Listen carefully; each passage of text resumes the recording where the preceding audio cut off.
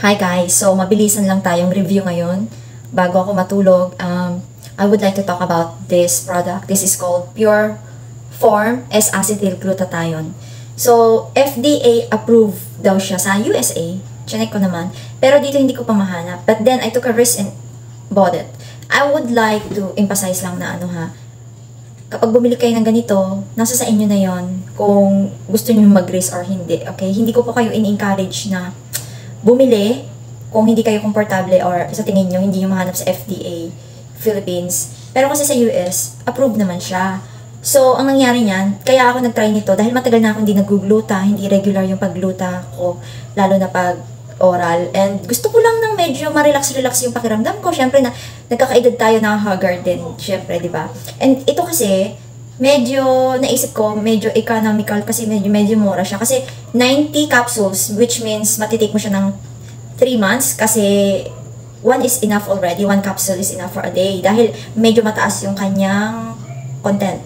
So sabi ko, makakatipid ako dito kasi parang ang bili ko that time parang 1.7 plus or 1.8, ganun. Kasi usually yung ibang mga S-acetyl, medyo mahal talaga siya. So mga taas mga 30 pieces lang. So sabi ko, makakatipid ako dito kasi for 3 months, parang okay na yon. So, try ko lang, wala naman mawawala. Ako lang naman na magtitake. Yung S-acetyl, it's a very, potent form of glutathione na pinakamabisa at pinakamabilis mag-effect.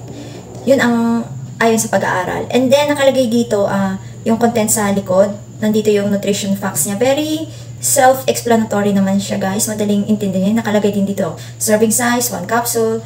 Yan, nakalagay na yan dito. Tapos nakalagay yung mga laman niya, kung ilan yung calories. Halos, sorry, lumalabo pa rin paningin ko, walang calories. Pero yung S-acetyl-glutathione, 500 mg, hyaluronic acid is 100 at yung hydrolyzed collagen 100 mg din. Kaya 700 mg yung isang piraso. Pero yung S-acetyl nito ay 500. So sabi ko, mataas na to kasi sabi sa mga na-research ko dati, 100 mg lang ng S-acetyl, okay naman na siya. So sabi ko, mas mataas pa to, tapos 3 buwan magagamit, so okay na. And medyo naman siya, guys, masasabi kong okay naman yung effect niya, but hindi ko siya masasabing totally satisfying for me. Kasi akala ko, kagaya dun sa ibang may nagamit ako noon na S-acetyl, yung mag-glow ako, makikita ko, hindi ako masyadong nag-glow, yung hindi ko hinihiling yung puti, pero yung blooming effect lang naman, yung glowing effect na ganun, wala siya dito. Pero maganda ito noon kasi nung nag-take ako nito, medyo napapaaga ng mga 2 oras yung tulog ko. Ngayon, medyo puyaters na naman ang lola nyo. Parang nakaka-relax lang siya. Pero kung pagpaputi, wala naman ako naramdamang pumuti. Parang ganun pa rin naman yung balat ko. Hindi naman as in pumuti pa ng pas maputi. Wala din masyadong rosy glow na katulad nung sa iba. Hindi ako nag-blooming dito eh. So, kung gusto nyo lang siguro ng anti-aging, and then, kasi may hyaluronic naman siya. So, may collagen pa. Tapos meron naman siyang S-acetyl para lang sa ibang purpose.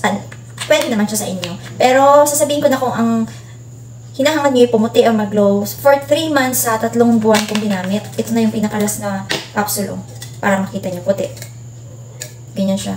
Wala akong nakitang effect na gano'n na nag-glow ako, Ewan ko. Kasi that time din, tawag dito, nagkaroon pala ako ng asthma attack, mga 2-3 times yata. Pero meron kasi ako dating nagamit na S-acetyl na medyo mas talagang nakita ko yung effect ng aura ko. Mahirap ipaliwanag, pero pag aura mo, alam mo yung sinasabi mo, yung nag-glow talaga ako. Yun nga lang, mas mahal at 30 pieces. So, sinasuggest naman nun na kung gusto mo mabilis ang effect, 2 times a day. Pero pwede namang once a day lang din yun. So, wala naman akong naramdamang mga masasamang epekto.